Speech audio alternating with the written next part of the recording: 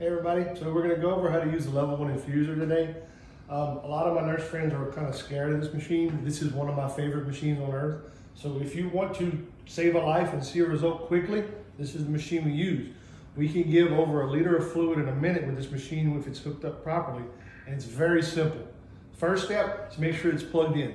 The machine will not come on unless it's plugged in.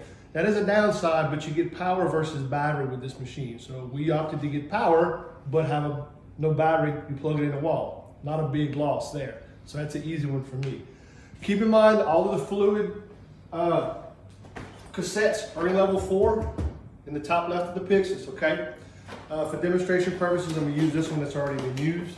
The manufacturer suggests that when you spike the bag, now this is a don't have to, not a dead stop, but an honorable mention thing, that once you spike the bag, you release the extra air out of the system and respike the bag. And I'm gonna show you what I'm talking about here in just a second. So take the cassette out of the box. Looks like this. Don't let it scare you. Nothing scary here. 1 bag of IV fluid. Don't plug it and prime it. Put your IV fluid up on the machine, okay? Go to your double clamp here. So it's just like blood tubing, exactly like blood tubing. It's got 2 spikes. Clamp both of your spikes, make sure they're both in.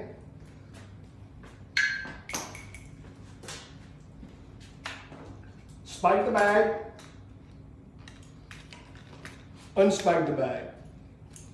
Gently squeeze the air out of the bag, plug it back in.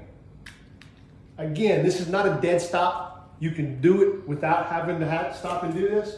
You can keep going, it'll function just fine, but the manufacturer suggests you do it, so I'm gonna teach you like that, okay? Now, put some fluid in your drip chamber, and again, for those of you who don't know why we do this, because if IV fluids or blood, which is thicker than fluids, is low at the bottom of this chamber and starts dripping from here to here, it creates a bubble and air will get in the whole line. And that's not good for your patient. So that's a little nursing tip 101 for you. Once you've got it spiked, leave it clamped, then you can put the tube in. Push down here at the bottom, press it against the side this way, push down at the top. Make sure that this is down. That's the hardest part of it. Next, this little door, push down, it opens kind of down and out.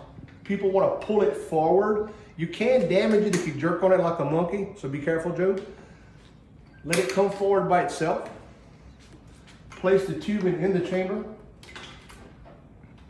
Just push it in, and you can turn it sideways, make a little adjustment. But you want it to fit in here, then push up and down.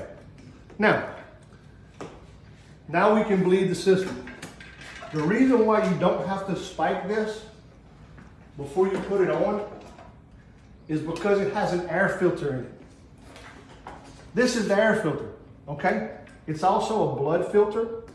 So once you're giving blood in here, if this starts to slow down, that means this filter is becoming full. You can clamp it and just change the filter, but keep all of the same tubing. Now we're gonna bleed the line. Kink in there somewhere. 1, 2. Open up the tube and you see it starts to drip. It'll go all the way through here and all the way down the whole system. This is where it's exiting the air. This little thing has a valve right here at the top. Air goes up and out of this. So that's why you don't have to spike it. You just plug it in, put your chambers in, and let it run. Once you've got it all the way out, close it when it starts dripping. Now, once this is done, the unit is ready to use. You can turn the machine on, it'll make a series of beeps. Go through a little process. What you want is quiet at the end of this. I'll turn it on and we'll go through it. See, you turn it on and it went off. Questions? A lot of people are like, well, I turn the machine on and it just beeps and beeps and beeps. Look at the top here. This control panel tells you what beeps, all right? If there's a kink in the line or somebody pulls it out, it's gonna beep and tell you what it is. So hey, wow, this got pulled out, I need to fix it. The manufacturer suggests that you do this to check to make sure the machine works. You have to turn it off once you reset it and then turn it back on. Keep in mind this is a rapid infuser. It is also a heater and a warmer. So we use this for warm fluids as well, okay? So, rules, do not put warmed IV fluid in this warmer. You're gonna hurt the patient. The machine's gonna beep, it's gonna shut off, it won't work. It warms its own fluid, okay? Second of all, we're busy, we're nurses in trauma and excited events. We are in a hurry, we throw things on the ground, we throw linen on the ground, patients' clothes. This machine needs to vent at the bottom here, so if there's things all the way around it, it's gonna start beeping, it's gonna overheat. Simply remove the stuff, turn it back on, okay? This is a pressurized double bag system. When I spiked this, you notice I left this one empty. If I'm anticipating giving blood, I'm gonna leave this one empty because I'm gonna hang my second blood unit on this side. If I'm in a hurry and I wanna give a lot of fluids, yeah, I'll spike and I'll get it started. Remember, once you got this in and you have even a 20 gauge angiocath, in less than 60 seconds, I can infuse a liter of IV fluids. To pressurize the bag, here on the inside, there are different hooks. These are made for different size bags. Blood, it's gonna be a smaller bag, it'll hang around the middle. You'll have little bitty bags. In the event you would use that, you could hang on the bottom. This one at the top here on the inside is where the liter bags hang. Hang that on the inside. Close this and bring the black bracket ahead.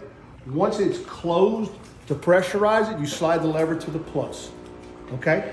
The bladder inside fills. Once you open this, it will flow rapidly out into this tubing. Of course, at the end result, the diameter of the catheter that you use does matter, but again, even a 20 gauge angiocath will infuse a liter of blood in about 58 to 60 seconds. That's pretty fast. In a rapid transfusion situation, if you do it right, it takes almost 3 nurses to run a rapid transfusion with this infuser because it takes 1 nurse to record, 1 nurse to verify the blood, and the 3rd nurse continually open and closes chambers to infuse the fluid. 2 more things that I want to go over about this system. You can't use cryo, so no cryoprecipitate and no FFP inside this line. Absolutely ever at all. It damages and destroys the cell. You're not doing any good to the patient. Okay? So again, this machine is friend. We love machine. He makes Wade happy. And have fun. That's what we're here for. Thanks, guys.